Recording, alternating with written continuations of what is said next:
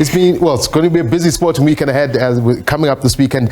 Jake White's Bulls, for example, that's a rugby team. We have their Mount Everest to climb when they take on four-time European champions Leinster. Stormers are looking for the second spot in the final of the URC competition. Meanwhile, in football, Swallows, well, they have a destiny in their hands with 2 matches left in the playoffs. And in Formula One, well, it's the streets of Baku in Azerbaijan. That's the Grand Prix. To look at this and other sporting matters, we've roped in SABC Sports cricket commentator, News 24 senior sports reporter, Khanyiso Tshwaku. Khanyiso, welcome to SABC SABC News on Full View, first and foremost. I think maybe the conversation Bungi and I were having is probably a point to start at. But Bafana last night, hey, Shwaf, 3 teams in our group. We start off well. We thought, hey man, this Hugo Bruce guy, we keep on saying is not the one. He's got something going here. Then all of a sudden, it all comes down like a deck of cards. Look, there are problems there with the national team where you start to realize that they could be a bit more than what you said, Bafana level. Look, I mean, one would have hoped that there were formative lessons that were taken from the 5-0 hammering against France. And one looked at yesterday's game against Morocco, you realize that the Morocco team we saw is far different to the Wydad Casablanca that we see. I mean, there were only 3 locally placed players, one of them being Ayoub El Kabi, who scored the winner yesterday.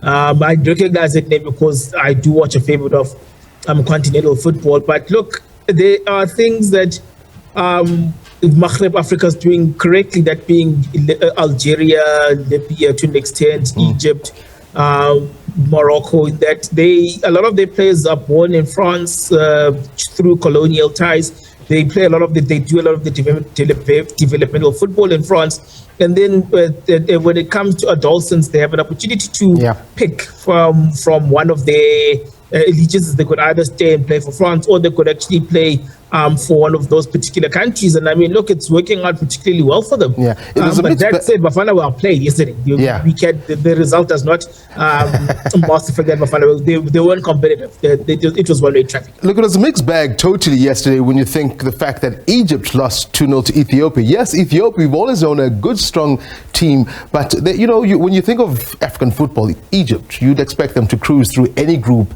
and at least be knocked out in the knockout stages. That Egypt, that loss to Ethiopia for me was possibly the biggest upset. Yes, Bafana Morocco, they took it to the Moroccans, but in a way we were not expected to win that match anyway, leaving these shores. Morocco ranked the top side on the continent, but I think, the 2-1 score was pretty much flattering. If it was not for a goalkeeper, it could have been 8-1, if that. No, indeed. Ronald Williams had a spectacular game yesterday. He had a spectacular game against France, just that he conceded 5 goals that were of the highest quality, conceded 2 goals that were the highest quality, but he kept out a number of those shots. But I mean, look, Thabiso, you have watched African football over the years, and in your experience as a journalist.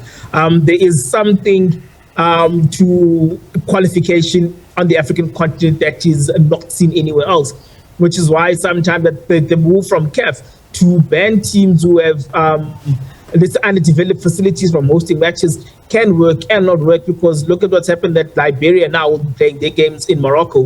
Whereas from another perspective, we saw that Sao Tome and Principe played their matches here in the previous qualification campaign. But look, it's a leveler. It's a leveler playing those qualifiers. I mean, no one wants to go to Ethiopia right now. No one wants to go to Sudan. I mean, imagine if you have to go to Chad, you have to go to Niger. Just getting there, you just think of getting to Central, West, and East Africa. I mean, look at the experience Orlando Pirates had when they traveled to Tanzania to play Simba SC, and look at how badly Simba SC behaved when they went to the Orlando Stadium for the return leg of the CAF Confederation Cup semi-final. So just football on the continent, whether it's at club level, it's the national level, is just it's just some experience. Let's come back to this weekend. Rugby news, Oval Ball.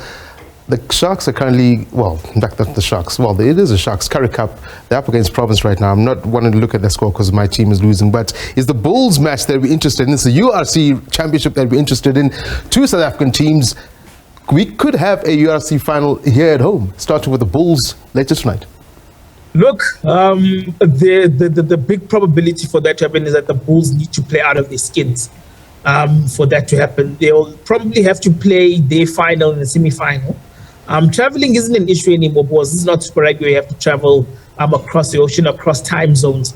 So look, they'll have to play their final. It's that straightforward when they play Leinster later tonight at 25-9. Though the one concern is that the Stormers, for all the excellence, hasn't been the side that has always done well in matches that matter at home. Look, they won. They played very well last to Edinburgh, but they need to do it again this week. And look, they picked Damian Willems at 12.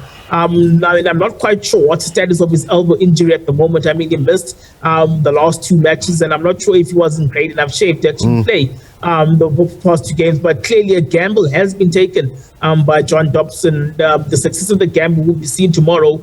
Whether that gamble will be also decent enough to see Damian Willems actually play from the Springboks will remain to be seen. They've taken a very big gamble. Wanted to hope for them that it will come off. I mean, look, if the Bulls win tonight, I'm not expecting them to win, but if they do win tonight, look, the catch will be very much set amongst pitches, because Ulster will also realize that if they beat the Stormers, they get to the final as the highest ranked team. Yes, so like everything can and will be at stake if the Bulls do the unthinkable later on tonight. We run out of time.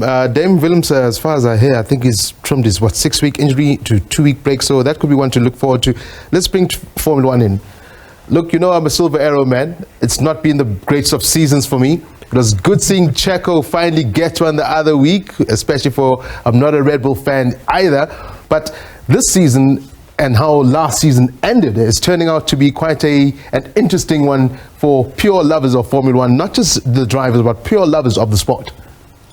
Look, I think the one thing that that particular sport has needed is that element of competitiveness. I mean, we grew up in the era of Michael Schumacher, dominating pretty much every race except for, let's say, in France, a race there, let's say, would also struggle with the Nürburgring. But look, I mean, when you look at Max Verstappen this year, you look at how well Charles Leclerc is actually coming on in Formula 1, and you look at the struggles that Mercedes are having this season, it's things that you like to see. What I would love to see Lewis Hamilton having an easy march to another title, but the joys of sport, because Formula 1 is a motorsport at the end of the day, is that you'd like to see one team having a dip one season and another team having a rise one season. Then you hope for that one season where all the teams, let's say, not all, but 3 or 4 teams are very much competitive and asking questions of each other until pretty much the last race of the season. And hopefully race directors this season are pretty much fair and not have a very much contrived finish like we saw up to the end of last season when Michael Massey still did the inexplicable in terms of how he marshaled the last race of the season last year. I'm not impressed with that one. In fact, as far as I'm concerned, Lewis Hamilton